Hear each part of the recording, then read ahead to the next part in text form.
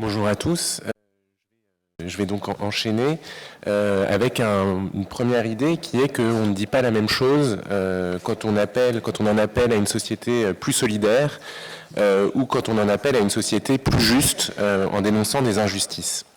Donc l'idée, c'est que ce n'est pas du tout anodin de recourir au concept de solidarité et au concept de justice. Et ce que je vais essayer de vous dire, c'est que ces deux concepts sont nécessaires et complémentaires, mais que sans doute le concept de justice est plus fondamental que celui de solidarité. D'abord, il faut noter qu'aujourd'hui, il y a une actualité philosophique autour de l'idée de solidarité. Sylviane Agacinski a publié en 2018 un ouvrage intitulé « Le tiers-corps », au sujet de la transplantation d'organes et en s'appuyant sur la théorie du don de Marcel Mauss, où elle décrit donc le don d'organes comme une forme emblématique de solidarité sociale, avec une réciprocité qui n'est pas forcément directe, c'est-à-dire que le receveur ne donne pas en échange au donneur, mais une réciprocité indirecte, le receveur donne potentiellement évidemment à d'autres. Nous sommes tous des donneurs et des receveurs potentiels. Il y a aussi un ouvrage de la fille de John Rawls qui s'appelle Anna Rawls et qui tente une réconciliation entre l'héritage de Durkheim, de la sociologie de Durkheim sur la solidarité et la théorie de la justice de son père, John Rawls. Et enfin, l'ouvrage dont je vais le plus parler, c'est celui d'un philosophe qui s'appelle Ruud Termelen et qui a publié en 2017 un ouvrage intitulé Solidarity and Justice in Health and Social Care, où il défend l'idée selon laquelle, je cite, « Compte tenu de l'individualisation de la société et l'accent mis sur l'autonomie et le libre choix, nous avons encore besoin du concept de solidarité, particulièrement dans le domaine de la santé et des soins. » Et Termelen défend l'importance de la solidarité comme correction à l'égard de la justice. Alors, ce que je vais essayer de faire ici, c'est de définir de façon conceptuelle la solidarité et montrer ses limites au regard du concept de justice. Et puis, je vais, en partant d'une situation ordinaire et commune, de témoignages d'enfants, de personnes en perte d'autonomie, montrer qu'il est utile de penser la question du vieillissement en termes de justice et non pas seulement de solidarité. Alors, la première chose sur le concept de solidarité, c'est que la solidarité est à la fois un fait social et une valeur. Alors, Termelen, donc l'auteur dont je parlais, propose dans ce livre une synthèse, une très bonne synthèse des recherches sociologiques qui ont été entreprises sur la solidarité, depuis Auguste Comte, Léon Bourgeois, Émile Durkheim, Max Weber, Marcel Mauss, jusqu'à Serge Pogam, et qui ont montré donc que dans les sociétés modernes et dans les sociétés anciennes, le devoir de solidarité guide toujours l'action humaine. Et ce qui caractérise ce devoir de solidarité, c'est sa motivation, qui n'est ni une motivation égoïste, ni une motivation altruiste. Les dispositifs de solidarité, à toutes les échelles que ce soit, familiales, informelles, spontanées, associatives, nationales, mondiales, les dispositifs de solidarité ne reposent pas sur des coalitions d'intérêts entre individus, donc sur des motivations égoïstes, ni sur la charité et le dévouement à l'égard des plus vulnérables, qui seraient des motivations altruistes. Le devoir de solidarité repose sur une vision commune du bien ou une vision commune d'intérêt commun, en bref, sur l'idée que nous partageons une identité commune, que nous sommes tous dans le même bateau. Honorer un devoir de solidarité, c'est donc quelque part défendre cette identité commune. Alors, il y a différentes sphères de solidarité, comme je viens de le dire, celle du passant à l'égard d'un autre passant qui semble perdre son chemin, donc la solidarité spontanée, la solidarité des voisins, Catherine Olivet en a parlé, les solidarités familiales, associatives, étatiques ou internationales. Le point important, c'est que la solidarité est un concept axiologique épais. Alors qu'est-ce que ça veut dire? Au sens de Bernard Williams, qui est un philosophe anglais, c'est un concept à la fois descriptif, Les gens sont solidaires, ils assument des obligations de solidarité les uns envers les autres, et un concept normatif, les gens doivent être solidaires. Bernard Williams avait donc distingué ces deux types de concepts, épais, donc descriptifs et normatifs, et les concepts fins, qui sont seulement normatifs. Alors il donnait l'exemple, comme concept fin, des concepts de bien et mal, juste, injuste, et comme concept épais de cruauté, douceur, puisque quand je parle par exemple d'un acte cruel, finalement, je ne porte pas seulement un jugement normatif sur le mal de cet acte, je fais aussi référence à un ensemble de représentations de ce qu'est un acte cruel, représentations dont je suppose que mon interlocuteur les partage avec moi. Alors, si je dis que nous vivons dans une société solidaire, je dis au fond deux choses. Je dis, premièrement,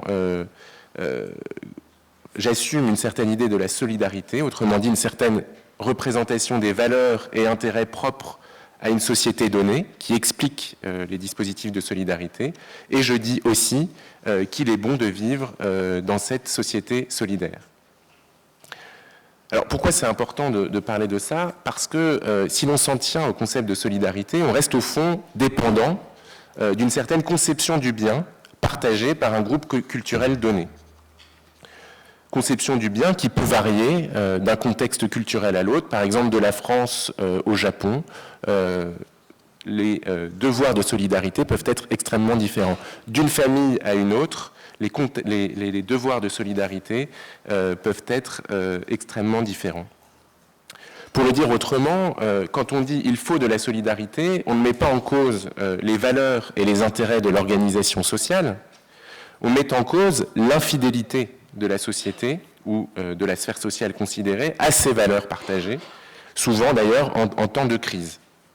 Autrement dit, la solidarité est davantage curative, défensive. Il s'agit de défendre des valeurs que l'on sent menacées par une situation sociale particulière. Par exemple, quand on voit des personnes dans la rue, cela heurte notre sens de la dignité, mais ce sens de la dignité, on ne le remet pas en question. Là, on est dans une optique de solidarité.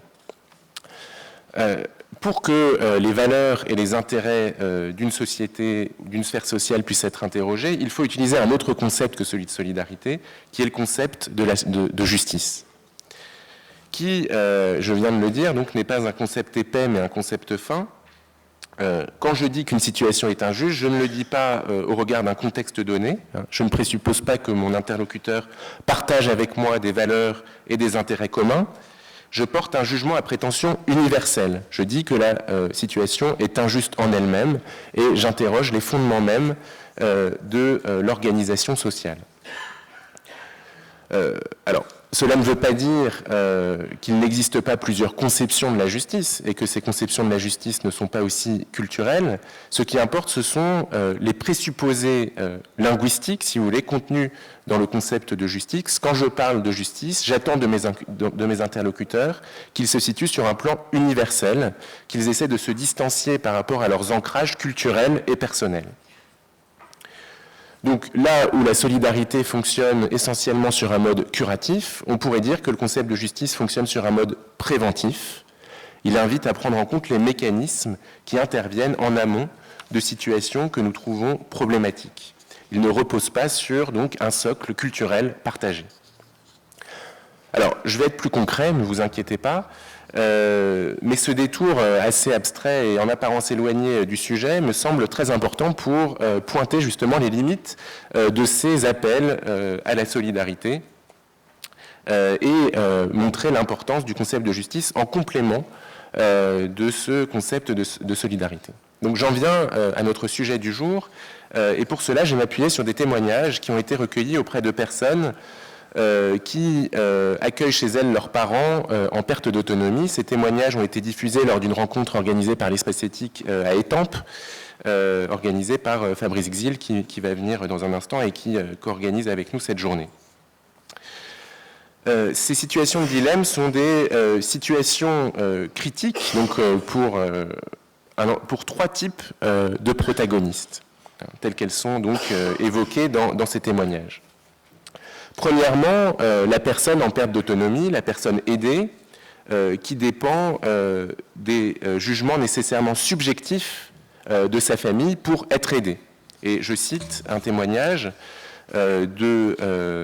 d'enfants qui parlent de leur père. Cet homme, il n'a jamais posé de conditions à ce qu'on soit là, il a toujours été bienveillant, et c'est pour ça qu'il est encore avec nous. On l'a gardé avec nous sans réfléchir. Donc on voit bien que ici, l'aide apportée par ces femmes, donc à leur père, dépend d'une appréciation subjective de ce qu'a été leur éducation. Et on voit bien à travers cela la position d'extrême dépendance dans laquelle se trouve ce parent pour sa vie future, qui dépend aussi bien de trois choses. D'abord, l'engagement de ses enfants à vouloir son bien, donc la bienveillance. Et on imagine que dans d'autres cas, on aurait des enfants qui diraient « on ne voit pas pourquoi je serais solidaire avec mes parents qui eux-mêmes n'ont pas respecté certaines valeurs que je trouve pour ma part fondamentales ». Donc premièrement, l'engagement de ses enfants à vouloir son bien, à être bienveillant. Deuxièmement, la capacité de ses enfants à comprendre quel est son bien et à ne pas en méjuger, ce qui n'est pas non plus évident.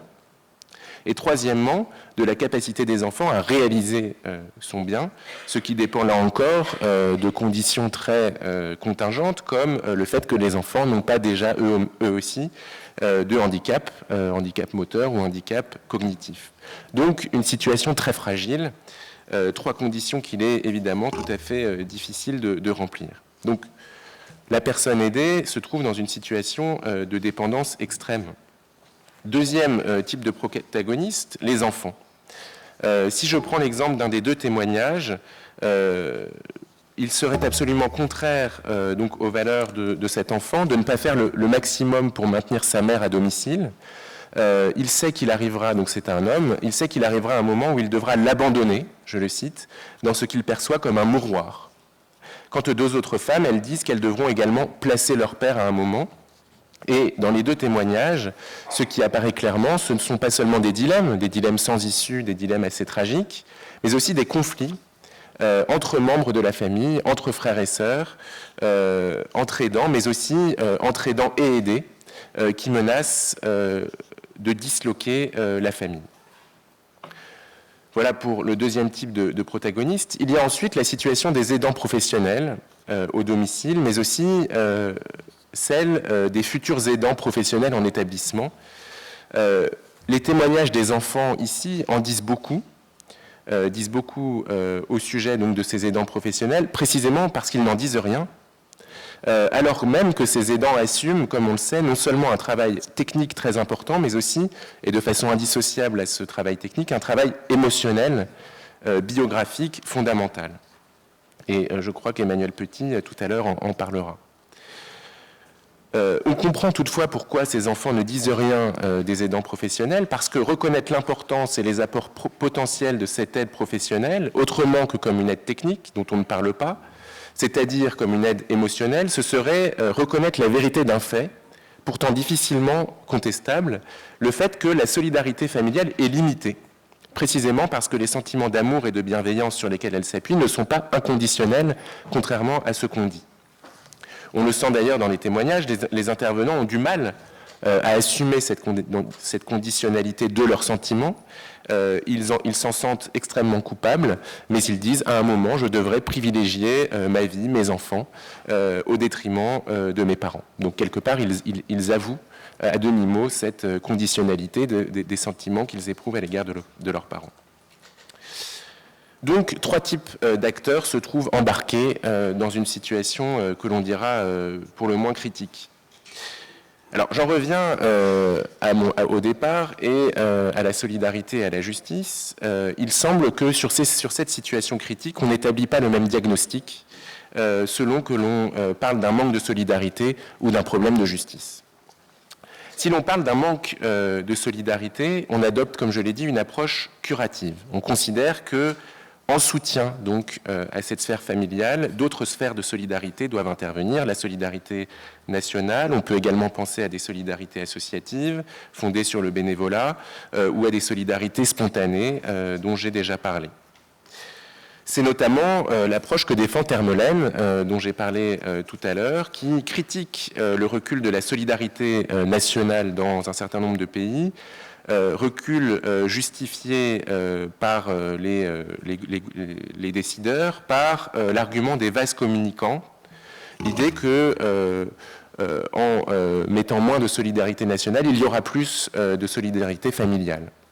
Termelen s'oppose fermement à cette idée. Il dit que, en diminuant la solidarité nationale, on amenuise encore plus la solidarité familiale, puisqu'on nourrit l'épuisement des aidants, mais aussi la conflictualité au sein des familles et les dilemmes intérieurs des personnes aidantes. Mais il me semble qu'il y a deux critiques à faire à l'encontre de cette approche du problème en termes de solidarité. Même s'il défend l'insuffisance de la solidarité familiale et plaide pour un soutien fort de la solidarité nationale, Termelen postule précisément l'existence et la nécessité de cette solidarité familiale. Autrement dit, les enfants ont pour lui l'obligation morale de prendre soin de leurs parents. Or, dans une société pluraliste, une telle affirmation paraît difficilement réalisable. Dans une société par ailleurs, que l'on pourra qualifier de juste, comme le souligne un autre auteur donc américain qui a écrit en 1988 un ouvrage intitulé « Am I my parents' keeper ?», on doit veiller, Norman Daniels, on doit veiller autant que possible à ce que les individus, aussi bien les enfants que les parents, puissent concevoir leur projet de vie à tout âge de leur existence en fonction de ce qu'ils considèrent important pour eux-mêmes. Autrement dit, que les individus soient autonomes et non pas dépendants. Alors, on pourra juger cette position comme une position individualiste, voire atomistique de la société. Pourtant, contester le principe d'une obligation filiale à l'égard des parents n'exclut pas du tout l'existence de solidarité familiale. Simplement, elle suppose que cette solidarité familiale doit être fondée sur le choix des acteurs engagés. Et par ailleurs, on constatera aussi que dégager l'individu de ses obligations familiales, c'est aussi peut-être lui permettre de s'affilier à d'autres sphères de solidarité. Donc cette perspective de justice n'est évidemment pas, n'est pas contradictoire, n'est pas est complémentaire avec évidemment des logiques de solidarité. Deuxième critique, il me semble que cette approche du problème par la solidarité est insuffisante, précisément parce qu'elle est curative et non préventive, je l'ai déjà dit 3 fois. Et précisément, il semble que la dépendance n'est pas, ou pas seulement une conséquence malheureuse des troubles de l'autonomie, moteur ou cognitive, qu'elle est aussi précisément une construction sociale. La dépendance n'est pas seulement un état consécutif à une perte d'autonomie, elle est aussi largement construite par l'ordre social, et c'est ce que permet de voir précisément la perspective de justice en insistant sur un certain nombre de facteurs en amont de la situation de dépendance qui précisément entraînent cette situation de dépendance. Les plus évidents sont des facteurs, j'en citerai 3, les plus évidents sont des facteurs strictement économiques, donc en amont de la situation de dépendance. Si les familles confrontées à la perte d'autonomie d'un des leurs se trouvent dans cette situation critique, c'est précisément parce qu'elles n'ont pas les moyens économiques d'envisager le maintien à domicile de leurs parents dans de bonnes conditions, ou que les EHPAD leur apparaissent comme des lieux indignes, des lieux d'exclusion et d'abandon, là encore pour des raisons en partie économiques. On pourra revenir sur ce point-là. Deuxième facteur, potentiel d'injustice, cette fois à l'encontre des personnes vieillissantes exclusivement, un facteur culturel, et là j'en reviendrai au point de Catherine Olivet, le désintérêt total à l'égard du potentiel des personnes âgées à apprendre aux plus jeunes, à partager leurs expériences, à partager leurs compétences. Donc il n'y a pas seulement finalement des facteurs économiques d'injustice, il y a aussi des facteurs culturels dans notre regard sur les personnes vieillissantes et âgées et ce qu'elles peuvent évidemment nous apprendre de leurs expériences. Alors, dans Théorie de la justice, Rawls mentionne ce qu'il nomme les bases sociales du respect de soi. qu'il considère comme le bien social le plus important et qu'il définit comme le sens qu'un individu a de sa propre valeur et la conviction profonde qu'il a que sa conception du bien sont utiles pour le reste des membres de la société. Donc pour lui, c'est un bien premier absolument fondamental, le plus important donc, qui doit être partagé dans la société et peut-être qu'on pourrait dire que ces bases sociales du respect de soi ne sont pas garanties aujourd'hui pour les personnes âgées. Troisième type de facteurs, ce sont les facteurs finalement qui déterminent la circulation des personnes âgées dans l'espace public. Je n'aurais pas trouvé de nom plus simple que ça. Dans quelle mesure les personnes âgées sont libres de circuler physiquement, donc par exemple d'accéder au transport, mais aussi numériquement, pour accéder à des services sociaux, par exemple, et tout simplement pour communiquer avec le reste de la société. Voilà. Donc, troisième type de facteur, troisième forme d'injustice. Voilà, j'ai été extrêmement rapide sur ces formes d'injustice. Le seul point sur lequel je voulais insister, c'est que il y a là une création de toute pièce de la dépendance. On pourrait reprendre la formule de Catherine Olivet. Il y a une programmation de l'obsolescence. Il y a donc une question de justice sur laquelle il faut se pencher. Donc, pour conclure, il est utile donc de mettre en évidence des injustices à l'encontre des personnes âgées et des aidants, qu'ils soient familiaux ou professionnels, et non seulement un manque de solidarité. Une revendication de justice est préventive, au sens où elle s'attache à mettre en évidence les mécanismes en amont des situations de dépendance et à déconstruire la pseudo-naturalité de situations auxquelles nous nous sommes au fond habitués. Au fait donc que les aidants prennent, les enfants donc prennent en charge leurs parents. La perspective de la justice est celle-ci. Les situations sociales malheureuses ne sont pas normales ou naturelles, elles sont injustes. Et considérer le vieillissement dans nos sociétés sous l'angle de la justice, c'est en l'occurrence affirmer deux thèses fortes.